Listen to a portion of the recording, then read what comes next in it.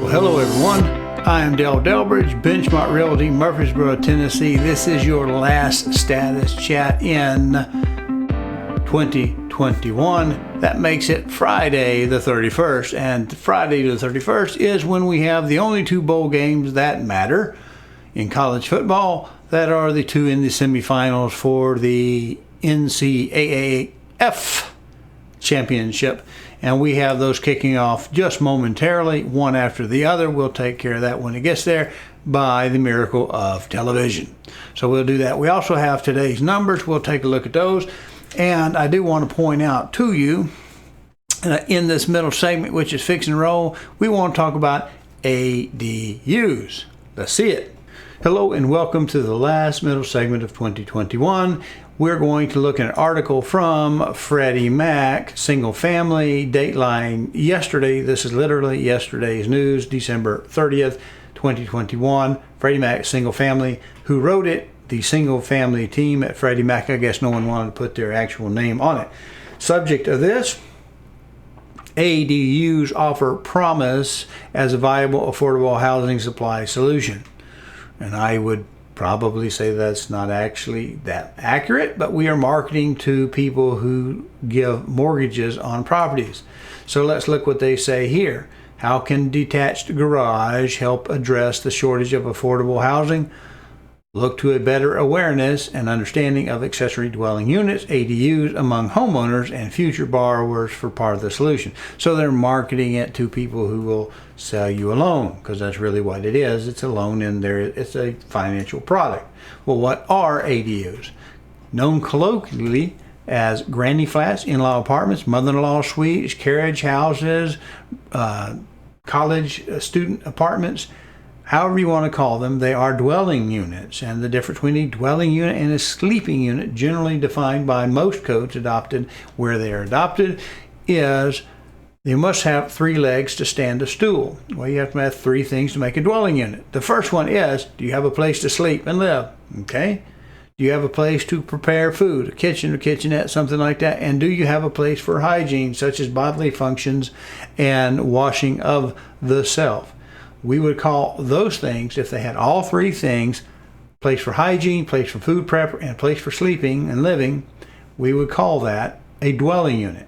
And most dwelling units, if you have two on a property, you have code issues and perhaps zoning issues, depending on if you live in a city with zoning. Okay, so a sleeping unit is just something we hear about. Detached units, and people will be confused on what an accessory dwelling unit is, and they'll call like a she shed, which I'm not really sure how we get by fair housing discrimination, calling things he sheds, she sheds, granny shacks, in-law suites, that sort of thing, because they refer to the family. And so that might be something that if you see in your description, you might look a little bit deeper at the person doing the listing. Now I'm with Benchmark Realty, Murfreesboro, Tennessee, and I will tend to call them accessory dwelling units if they comply.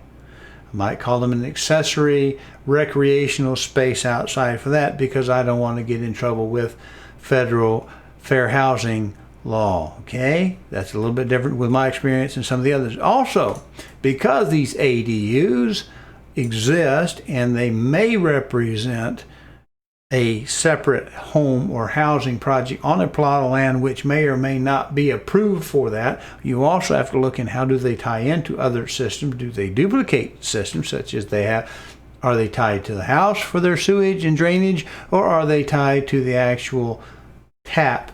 Same thing with the water. There's a lot of consideration you might want to look into before you write a contract on a property with an ADU. Also, from the sound of this, they're wanting you to rent your housing to someone who does not have a housing for a more affordable price. And they also talk about you making money off of it. Now, let's go ahead and look at the flexibility benefits. Homeowners, ADUs can create an income stream for you, but only if they can be legally rented. Do you have a property management background? Do you have good contracts for that sort of thing? Is that something you'd want to rent? And have you ever had to evict someone who doesn't pay their rent? Something to consider. Renters, ADUs also can help renter by theoretically increasing the supply and lowering prices. Well, normally an ADU is a small residential occupancy on a property, and so if you have less square feet, generally you might think your rent is less, but not necessarily. Depends on where it is. So that's about all we're looking at. Now here we go into this article that will be presented to you in the link in the description on the status chat. It talks about how to have an innovative mortgage solutions, because we want to look at that. A lot of times it may not appraise as the primary residence on the property, and we can have some challenges dealing with these ADUs.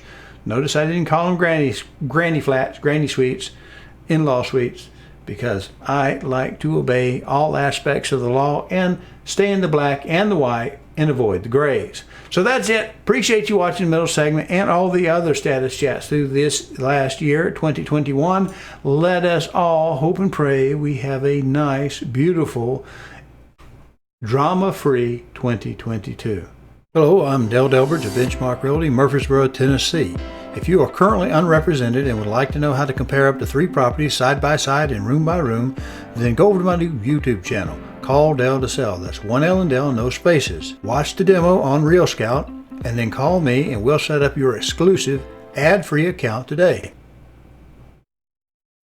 Well, now that we got that taken care of, got that out of the way, let's look at our numbers for the previous period. The previous period ending in 12/17/21, previously recorded, we had 95 opportunities in the Real Scout system. That was down over the previous period. 46 were the under contracts still showing in that period, also decreased over the previous, for a ratio of 46%, also decreased over that period. Now, today, December 31st, Friday, last one of the year, we have 86.45 in the opportunities, which is down over the previous period. 37.91 in the under contract still showing, and the ratio dropped by 2 percentage points to 44%. We want to thank you for all the watches and hours that you spent on the status chat. We appreciate you. We wish you a very happy and safe new year. All of the people from Benchmark Realty, Murfreesboro, Tennessee, named Dale, we thank you.